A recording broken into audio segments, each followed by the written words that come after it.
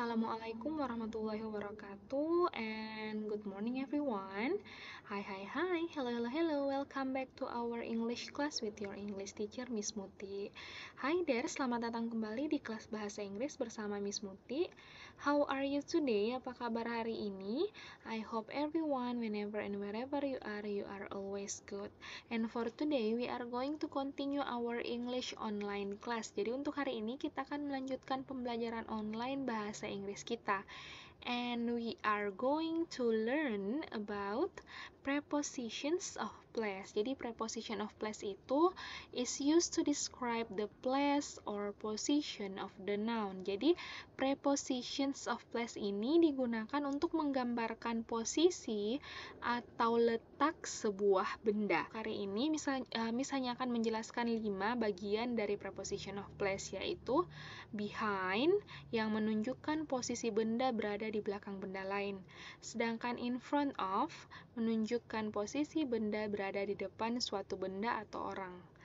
Under menunjukkan posisi di bawah atau lebih rendah atau di dalam tanah. Beside menunjukkan posisi benda berada di samping atau di sebelah. Dan between menunjukkan posisi benda di antara dua benda.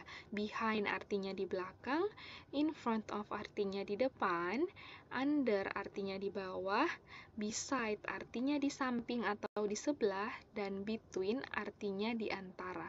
Oke, jadi langsung saja kita masuk ke yang pertama, behind. Nah, behind ini bermakna di belakang. Oke, jadi contohnya, behind. Yang pertama, the boy is behind the door. Jadi anak laki-laki berada di belakang pintu. Jadi bisa dilihat ya bahwa posisi atau letak dari anak laki-laki ini berada di balik pintu atau di belakang pintu. The boy is behind the door. Jadi behind di sini bermakna di belakang. Next. Nah, ini bolanya berada di belakang boxnya. Oke, jadi bisa dilihat bahwa bola berada di belakang box. Jadi bahasa Inggrisnya adalah the ball is behind the box. Next, kita masuk ke yang kedua, yaitu in front of. Nah, in front of ini adalah menunjukkan yang bermakna di depan. Jadi, semua di sini bisa dilihat ketiga gambar di sini, bendanya berada di depan. Jadi, contohnya, anak laki-laki ini berada di depan kursi, sedangkan kucing ini berada di depan box, dan gajah ini berada di depan kursi. Bisa dilihat semua? The boy is in front of the chair. Jadi, the boy is in front of the chair. Jadi, anak laki-lakinya berada di depan kursi. Sedangkan ini, the cat is in front of the box. Jadi, kucingnya berada di depan box. Dan yang terakhir, the elephant is in front of the chair. Jadi gajahnya berada di depan kursi. Jadi in front of di sini bermakna di depan. Next, under. Nah, makna dari under adalah di bawah. Seperti ketiga gambar di sini. Yang pertama, anjingnya berada di bawah meja.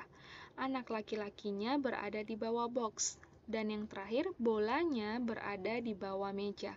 Jadi the dog is under the table. The boy is under the box.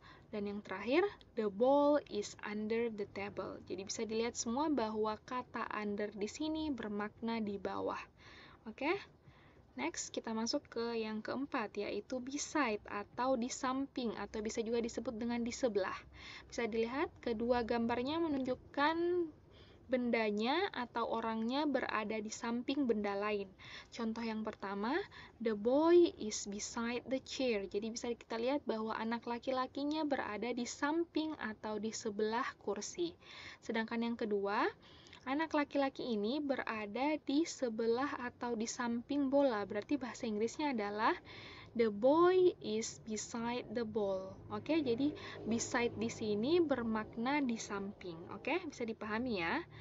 Dan yang terakhir adalah between atau yang bermakna di antara.